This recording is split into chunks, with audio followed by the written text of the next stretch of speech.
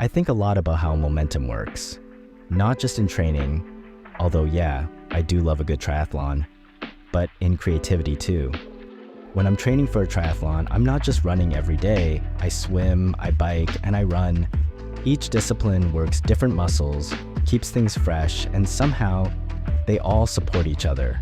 Like, I come out of a bike ride with stronger legs for the run, and that's kind of how I'm approaching my creative life too. I don't just write, I don't just draw, I don't just make videos, I move between all of them, and doing that actually helps me stay motivated and inspired. If I'm stuck in one, I switch to another. If I'm tired of reading, I pull out my camera. If I can't sit down to draw, I cut up footage and express my creativity in a whole new way. So today, I'm sharing something I call the Creative Triathlon. It's a predetermined length of focused time on 3 different creative practices: illustrating, video creation, and writing, one discipline at a time. No pressure, no multitasking, just a way to find time to do what you enjoy.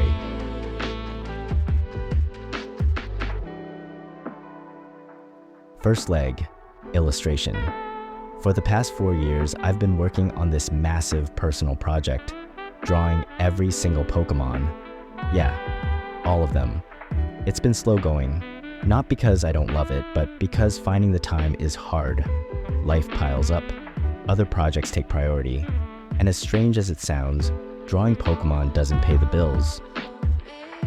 But when I do this creative triathlon, it forces me to carve out time for it, even just 25 minutes, and honestly, it's kind of like swimming. At first, it takes a while to get ready, but once I start, I don't want to stop.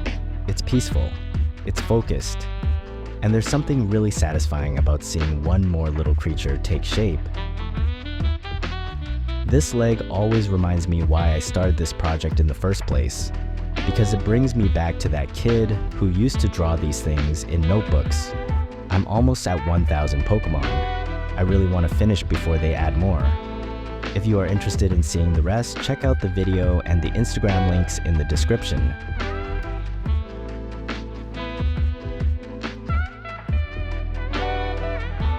Second leg, video creation. Right now, I've been making a series of YouTube shorts where I highlight key takeaways from books I've read. It's honestly become one of my favorite creative outlets. What I love about it is that it's a true mashup of all my pastime activities: reading, thinking, writing, editing. It all comes together in these tiny videos. It makes everything I do feel active. Reading no longer feels like a passive intake of ideas. By turning it into a video, I get to spend more time with what I'm reading. I get to sit with the concepts, rephrase them, visualize them, and because of that, the lessons stick. They become part of me. A little snapshot of my life. Video creation is great that way. It lets you experience your own thoughts in a completely new medium. You go from absorbing to articulating, from quiet reflection to something that moves and speaks. Seeing an idea come to life on screen, it just never gets old.